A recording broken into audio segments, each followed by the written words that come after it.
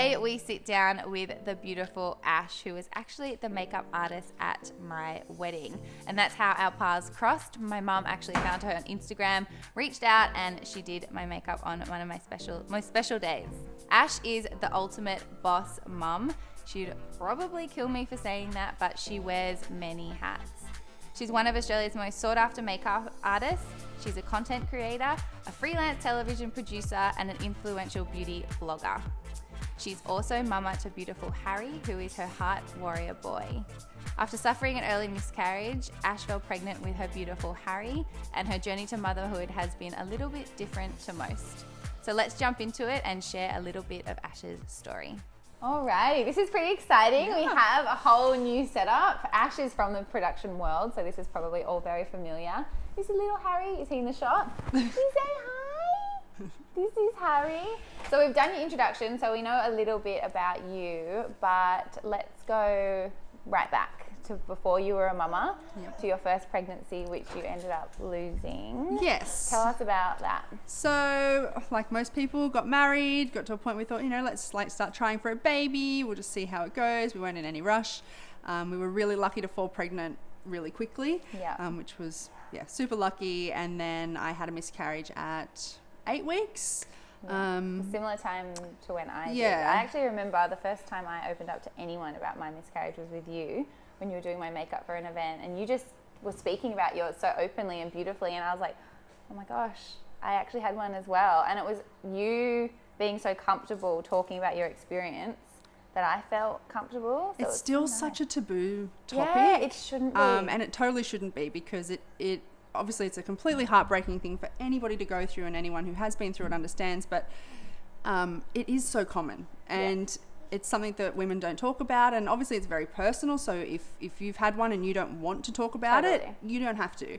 But you shouldn't feel like you can't, or that you are embarrassed to talk about it, or any of those things, because I was very open about mine, and just through that, so many women said to me, oh yeah, I had one, I had two, I had one in between my kids, and a few of them said, I just never thought I could tell anybody, and it was such a lonely experience. And so I love that about you. I love that you as well, you were so open. And it's funny, I wasn't at a point until sitting down with you that I felt like I could share, and after that I just had this it was almost like not a badge of honor, that sounds awful to say, but I felt like I wasn't alone.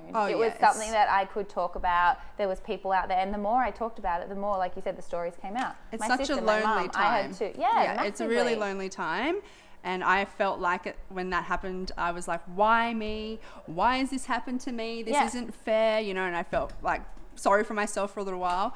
And then when, you start talking to other people, it kind of goes from why me to me too, because it is so common. And you conceived Harry quite quickly after your loss? Yes. So I had a complete miscarriage, which basically meant I didn't have to go and have a D&C or anything like that. So I didn't kind of have the medical stuff afterwards. Yeah. My GP just sort of said to me, look, you're ready to try again whenever you want. It's more emotionally when you feel ready. And I was kind of at the point where I was like, well, look, I know I want a baby, so let's not drag this out. So we'll just see what happens. And then, I fell pregnant. I think I'd only had maybe 2 cycles. Wow. After so you're really lucky. Yeah, super lucky. Yeah. So fell Are pregnant. You playing with all the gear, young this man? guy. And were you nervous in the early days? I was trying to be very pragmatic about it. I didn't want to spend... Which is you summed up to a T. She's the most cool, calm and collected person. We're going to find more about your journey. Not all the time, but I was trying to Yeah. be, when I had the miscarriage, it was obviously devastating, but I also knew, okay, something wasn't right. My body knew it wasn't right. At least my body made the decision for me. Imagine if I'd got to 12 weeks and I had to make a decision if there was something majorly wrong. So I kind of comforted myself with that. Yeah. And then when I fell pregnant again, I thought, okay, well, I'm not going to get really excited, but I also don't want to spend this first 12, 14 weeks scared and petrified. Yeah. I'm just going to see how it goes. So I was very middle of the road about it. And your beautiful boy was it the 19-week scan? Yeah, so we went for the usual 19 anatomy scan. And so normal scan stuff, it sort of was going Scheduled. for, 40, 45 minutes. We're talking about you. The sonographer had said to me, I just want to get one more shot of his chest. He's got to cut his arm across, so maybe just go for a walk, have something to drink, come back in half an hour and we'll just get Were one you more by shot. yourself? I had my husband Sam with me at this point.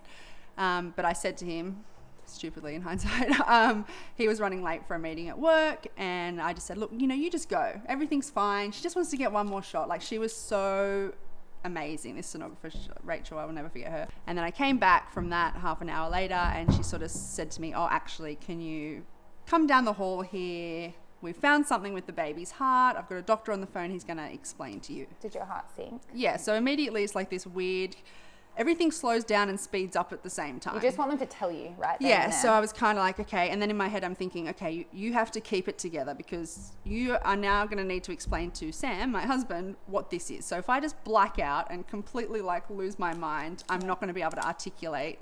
It's good. Hi, gorgeous boy. Not going to be able to articulate what it is. In hindsight, she knew what it was. She needed that time for someone to see the images. That's why she sent me off. But he just sort of said, look, we found a problem with the baby's heart. It's to do with his arteries. They run parallel to each other, which of course meant nothing to me. I don't know anything about the anatomy of the heart at this point, really. I'm like, oh yeah, heart and arteries, sure. He said, oh, they don't cross over where they should. And then he kind of just kept saying, I hope I'm wrong. I hope I'm wrong. And he didn't tell me what the medical diagnosis was, but he just kind of kept saying, I hope I'm wrong. I'm going to send you to a specialist at RPA this afternoon. Jesus. Okay. So in my head, I'm thinking, well, this is it.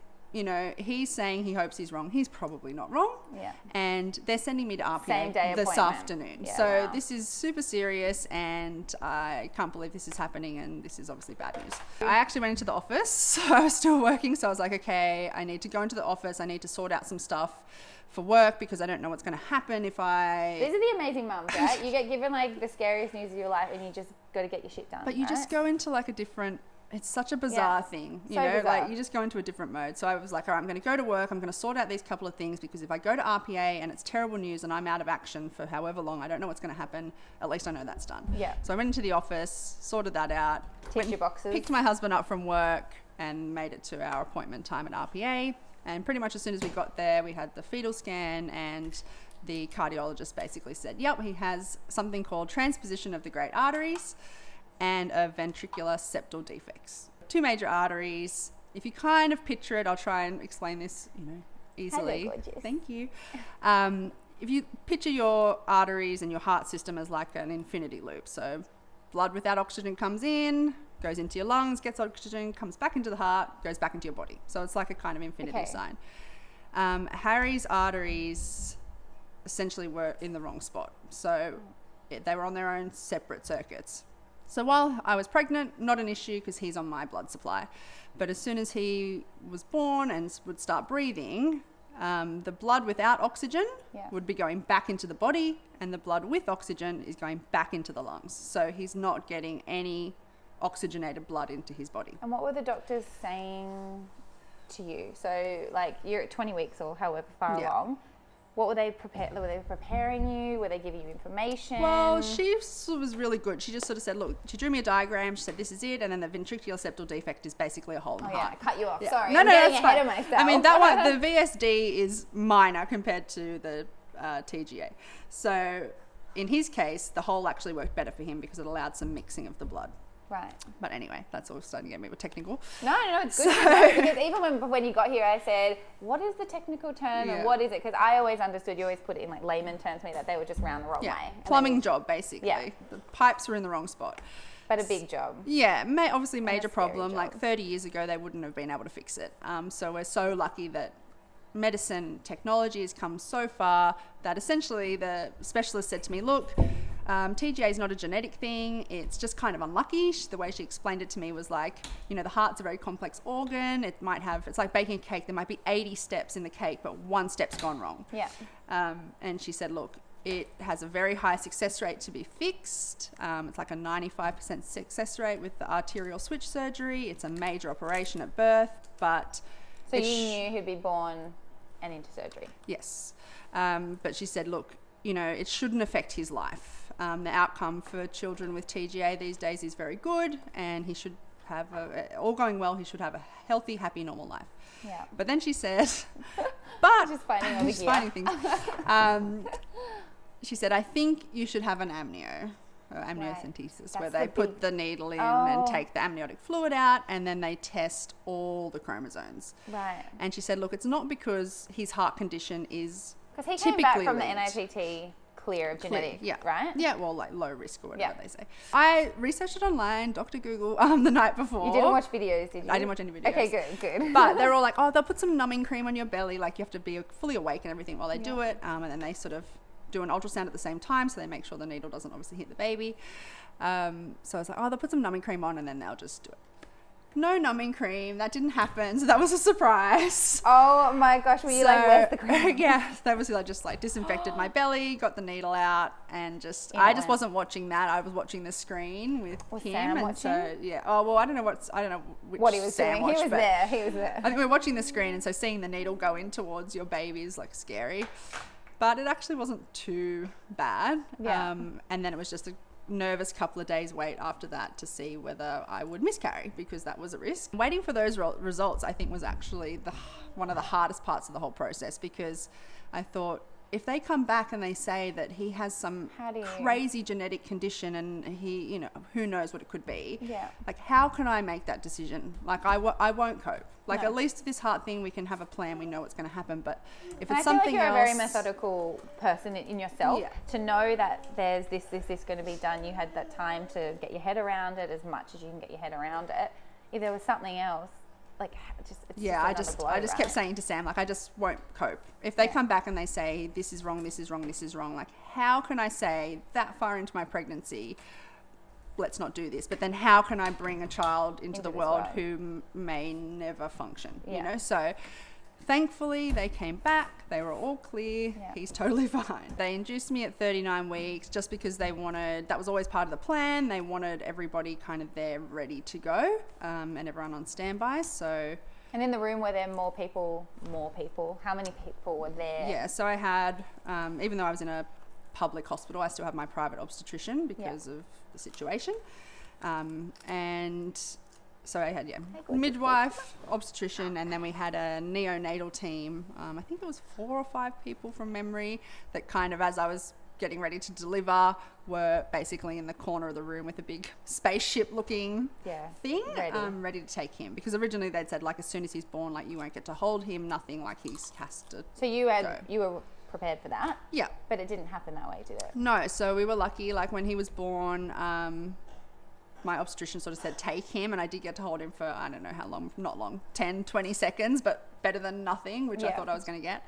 And then they took him over in the corner, and my husband was over there with him, and I was trying to, like, see what was going on while I was getting stitched up. Yep, life. Giant baby, because his heart rate dropped, so they just, like, gave me an episiotomy and basically just forceps him out. Ouch. So, so that was all pretty crazy. I think he was in the room for about 20 minutes. They were working on him in the room. Yeah. Needles, all sorts of things to get all that happening, and then they took him off to the children's hospital. And your post-birth experience is one for the books. That was not part of the plan. I wasn't prepared for that. Your husband was running between your surgery, his surgery. So talk us through the moments after birth. I know that you knew he had his surgery booked in, but then you went downhill pretty quick. Yeah, so my actual delivery and everything was, obviously at the end there, his heart rate dropped and forceps and all the rest of it, but that's not uncommon. My actual... No. But yeah, so about...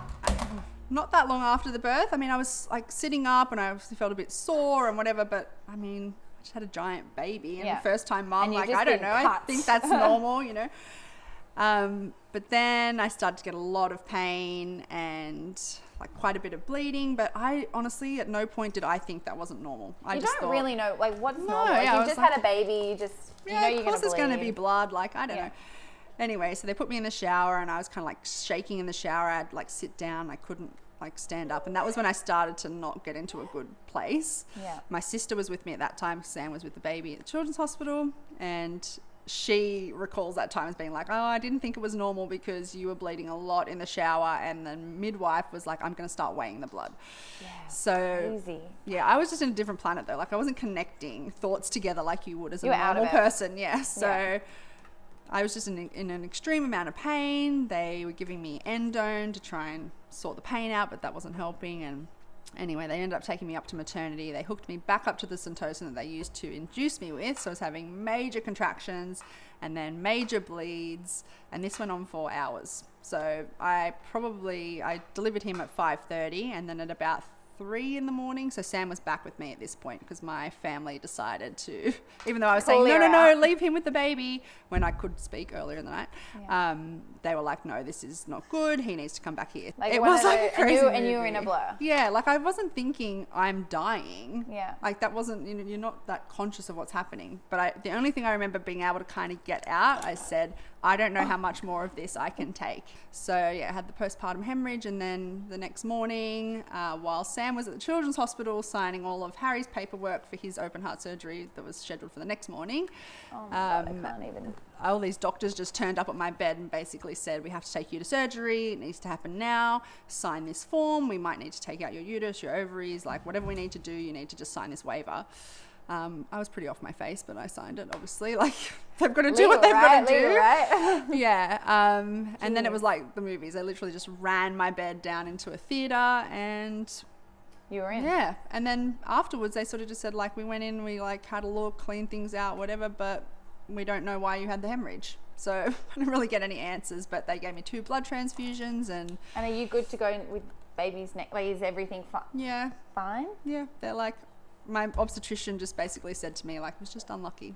One of my favorite sayings is the only way out is through. Like, you just have to get through it. Totally. And it was the same when I was pregnant. Like, I definitely had times where I was like a mess, couldn't get myself together, crying because of the situation, but I just knew like I need to have a healthy baby. And so and here he is. So me being a mess every day and laying around crying about my situation wasn't going to help anything. It was, if anything, it would make it worse. And the early days with Harry, I know after his surgery he was in hospital for... Well, we were super lucky. No, so they said to us, 4 to 6 weeks. It's obviously a major surgery. They, cut his chest right open.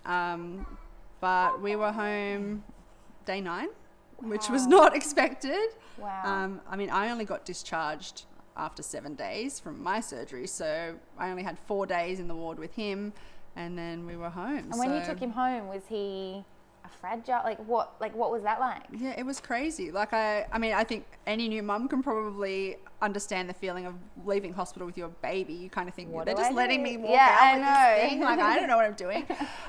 So, I mean, obviously I had that, but then I had this layer of, plus his chest is still like completely cut open, and you had to feed him differently, didn't you? I couldn't burp him like in the same way. Like, your advice, so say if someone is in your shoes, they found out during pregnancy that this might be going on, what is your advice to...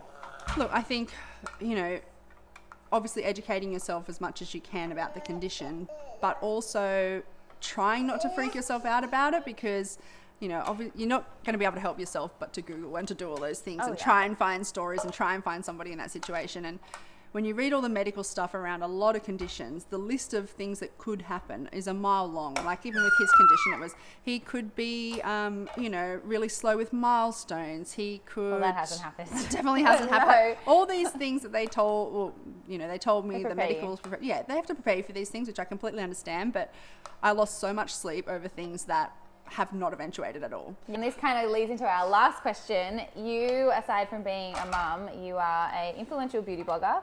You're a content creator. You run multiple social accounts. You're a freelance television producer. You worked in TV for how long? 13 years before I had a baby. 13 years. You're one of Sydney's most sought out makeup artists. How do you do it? Like, seriously. It was definitely a struggle at the start. The first 6 months I was taking on way too much. I think I was determined to like keep my things going and be a mom and like have it all. Keep and then and then obviously I had this realization that like, this is a different season of my life. This is not really, I'm not being the best mom I can be, or the best makeup artist I can be, or the best whatever I can be. Like, I just need to prioritize. Yeah. So I've got a lot better at doing that. I predominantly do weddings nowadays for makeup because it fits in best with mum life. Harry can spend time with Sam at home on the weekends while I'm working, so that works really well. Social media stuff's good because it's pretty much from home, so I can do it in and around him. Yeah. TV stuff I do here and there, but I'm very picky about what I take on. So yeah, you just trying to, get it done. yeah, you just have to get it done, and also just knowing when to say no. And it's okay to say no, and it's okay to take a backward step. If you're a mum who's really like career driven and you want to have that part of your identity, I think it's really important to not lose that, but to definitely give yourself a bit of a break too. You don't have to do everything and be everything the whole time. You can kind of just go, okay, my kids are young, like I'll just do a bit and I'll pick it up later, and that's It'll fine. always be there. Yeah. You, without even knowing it, have mentored me through mum life. Seeing you be able to do your things, and like you said, the power of saying no is sometimes really liberating, and I feel like I'm at that point now where I'm needing to sort of start to pull back. But you're an inspiration, not just as a mum, but as a woman. So if you want to know more, you have your beautiful blog, you're on Instagram. I'll link it all down below. She's incredible. Follow along. And if there are any heart mamas out there that want to connect with you, yeah, always happy to Instagram? chat. Yep, Instagram, DM me, send me an email, the details there. Like, totally happy to help, because that helped me so much when I was pregnant, speaking to other heart mums who'd been through it. So, walks in your shoes a little bit. But yeah, thank you so much for today, and make sure you guys tune in next week because we have another awesome mum.